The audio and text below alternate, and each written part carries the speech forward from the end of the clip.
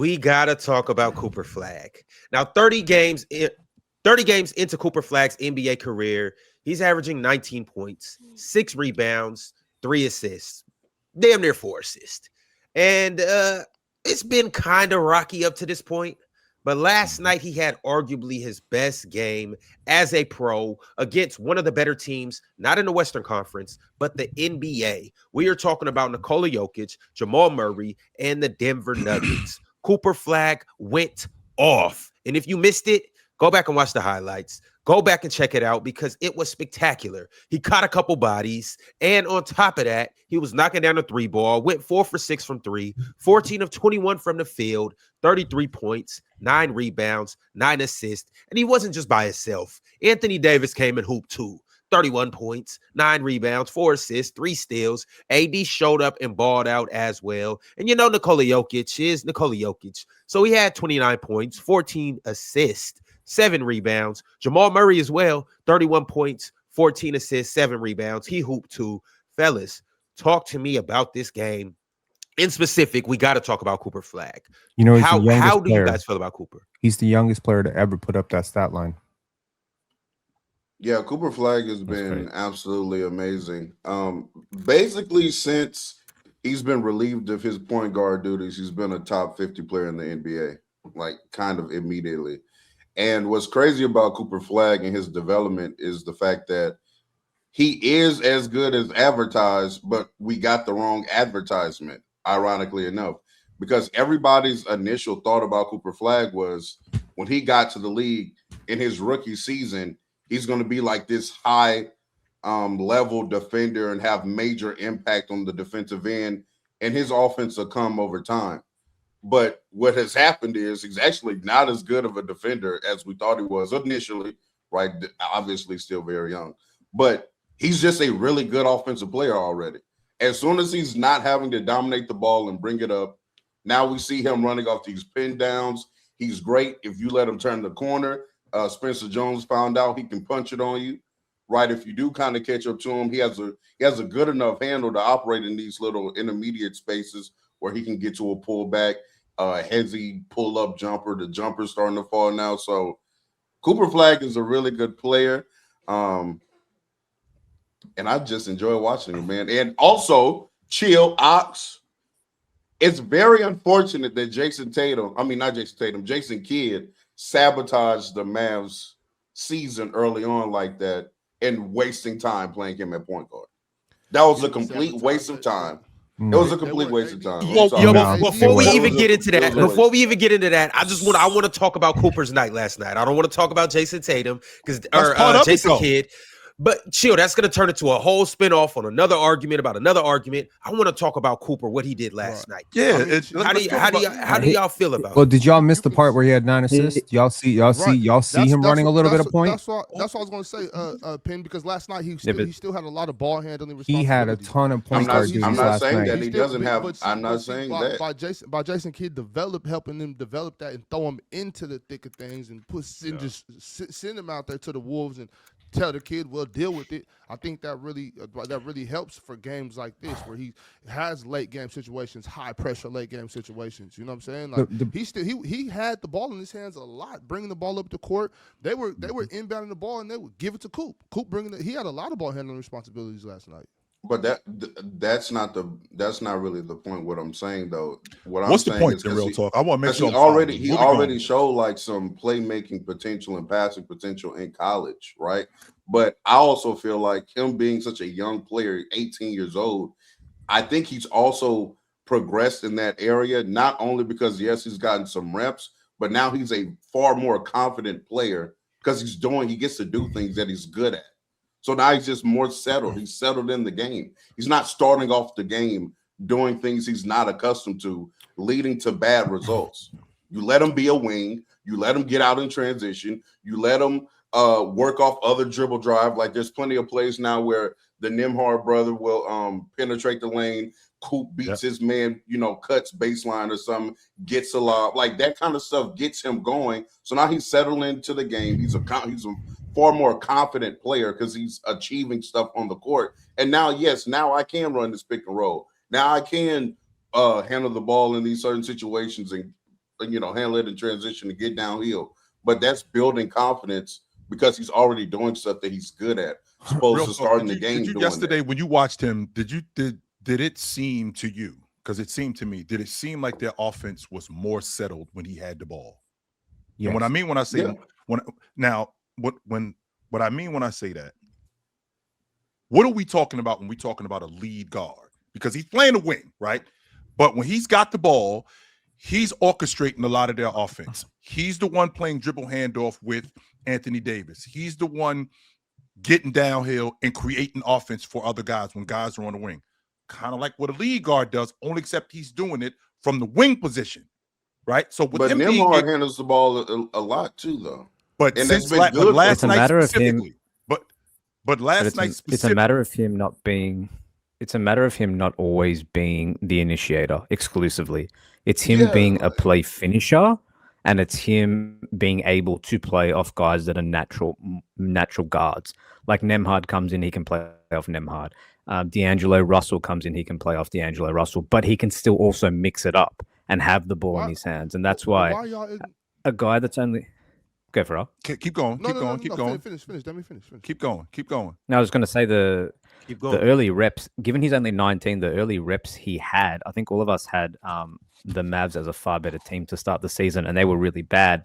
So Jason Kidd giving him the ball in his hands and giving him that freedom early on, he looks far more comfortable to mix up his game now. Whereas he looked like a deer in the headlights early on because he was making that transition. So I think it has paid dividends, because I thought it was going to be hard for Coop at the start if the Mavs were really good, but the Mavs are actually really bad at the start of the season, and it's helped him now. And you're seeing him, like you say, in the fourth quarter making plays, being a play finisher, being more comfortable out there when the game's on the line. So I think all those early reps have actually helped him, and it's the only way to get better. Would that be because I just got the job and I don't know what I'm doing? How about that for an idea? How about I just got the job and I really don't know what I'm doing at this position? How about you let me learn and put me in different space, which is what Jason Kidd has been doing, instead of making him the primary ball handler like you would do Chris Paul, right? Like you would do Rondo. All right, I'm gonna make him that. I'm just gonna put him in different space when we're doing that, as opposed to now he was responsible for almost everybody's offense right out the gate. Well, I don't know how to do that right now, but it looks like he's getting more acclimated to that. It looked like he's getting more comfortable with that. And Penn, I noticed an offense when he had the ball, it just looked more settled when he had it. Yeah, but it's more. It's y'all are ignoring the obvious elephant in the room. What's that elephant over there with the unibrow that's playing basketball now? The one that had 31 points last night? That is true. It's a whole lot easier to play when Anthony Davis is on the court. Like, I don't – like, yeah, Coop had a great game last night. Coop's been playing great. But the turnaround in this team comes when Anthony Davis is on the court. That's the difference maker. Now, yes, Coop is a great player, an amazing young fella. He's doing great things. But that shit don't mean nothing without Anthony Davis. Yo, Casual. I would like to hear your thoughts on this. We haven't really got to hear your takes on Cooper Flagg and, him playing point guard early and him, kind of playing a little bit more off ball now. How do you feel about his whole season in totality? Yeah, I mean, I was really high on Cooper Flagg, since high school, right? That we got this LeBron, Jason Tatum, like Swiss Army knife type archetype where he can shoot, pass, dribble, defend, do it all. And we saw it back when he was in Maine as a high schooler, and he's been as good as advertised and more. I thought last night was as good as an early Christmas present as you can get from Mavericks fans, considering how their entire season has been trading their loved face of the franchise in the middle of the night. And now you got this guy that they kind of lucked into, and he's special. I want to put this in perspective, though. Flagg is younger than the Nintendo Wii. He's younger than multiple game system, iPods, and all that. And he had 33, 9, and 9. He looked like the best player on the same floor with Nikola Jokic and Anthony Davis. I mean, this guy is special. I don't know if he'll ever be as good as Luka. He can't run the point like a Luka Doncic can and can facilitate an entire offense or be that offensive engine.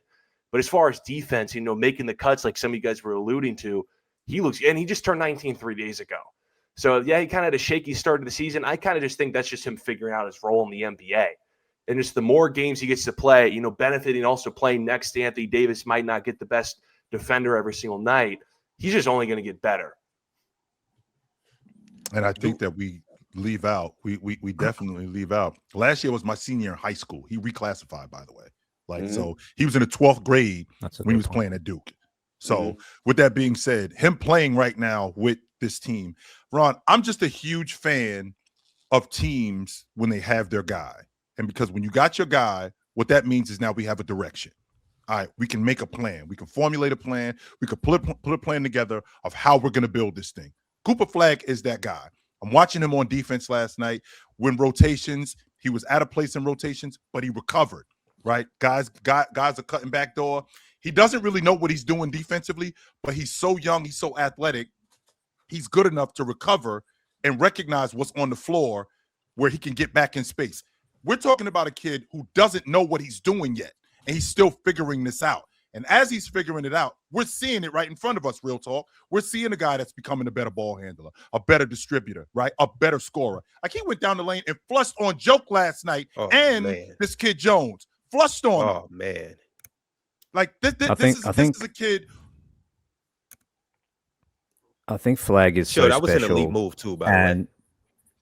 It was, yeah. And it was right quick, Damian. It wasn't necessarily the dunk. It was how he got to the dunk. Came off a pick and roll, probed Jokic from the middle of the center of the court all the way to the right wing, hezied him, blew by him, and it was the hezzy and blow by, and then go and finish. He's putting moves together well. You know how you can just see a player act. We gave Wemby a lot of credit for this in his rookie year, where it's like, oh my goodness, look how fast Wemby's getting better. But Coop's not getting Coop is graduating levels very quickly. It's oh, I was really bad. Now I'm not as bad. Now I'm kind of okay. Now I'm playing above average. Now I'm one of the 50 best players in the league. We've had that whole transition already in 30 games. He got that pace though. He got the strong. Yeah, moves, good pace. Yeah. He's not doing any extra moves. It's really straight to the point, and it's really at his own pace. It's really. And Ox, it's those guys that excel at the pro level. Believe it or not, you have your Kyries and you have your Jason Tatums, guys that can put together a flurry of moves and get off that way. But then you have your Kawhi Leonards, your LeBrons, your guys that are straight to the point, 2-3 dribbles, and KD as well, 2-3 dribbles, and I'm just getting to it. And he has that type of game. He got that Paul Pierce pace for real. But I think Flagg's so special, and I think he's going to be a guy where you're really going to have to watch the games to understand his full impact, because he has this rare combination of elite talent, but also intangibles. And when you pair those two things, you usually get a generational talent, like the defensive activity, the pressure on the rim, the mixing up his game. He does a lot that doesn't actually show up in the box score. Chill, there was a play in the fourth quarter where it broke down and he's on the other end of the court and he sprints back and he goes vertical at the rim. And he does it a few times. And if you don't watch the games, you won't understand the type of sort of engine he has and the intangible he does that doesn't show up on the box score. So some of this stuff's really, it's really interesting for such a talented prospect to do some of the dirty work. And he's going to be everything for the Mavs, man. He's going to be able to impose his will in so many different ways for this team. Should be very exciting for them. Ron, they really miss that Denver unit. They really miss Gordon, because that is another big body that you could put on Cooper Flagg to not stop him, but slow him down. When you got a guy that's that big, that causes that much trouble, whether it's around the rim, whether it's in transition, to wear you down, I mean, that's going to affect Dallas's offense. And on defense, when you got a guy that's leaning on you like that, because I don't think that we give Aaron Gordon enough credit for the defender that he is. The job that I felt like he did on Jimmy Butler in the finals, I thought that was a damn good job. So if you put him out on the floor and you put him in front of Cooper Flagg, I'm just as big as you, I'm mobile, I'm physical. I think that he could have done a job. I think he could have done the job to possibly slow him down, take those looks that Cooper Flagg was getting, take those looks away from him. They really miss him.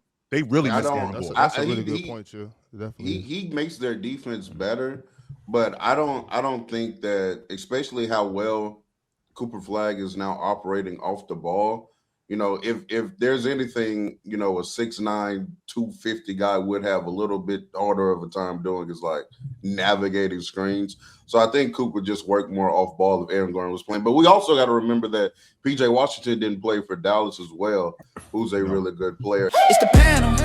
Religion get built on cam. With a check, throw smoke, and the host go ham. You ain't never seen hoops out here did raw. Every take got weight, every night we drop. This that barbershop. Courtside, worldwide tone. Welcome to the only show that really feel like numbers jumping like the score.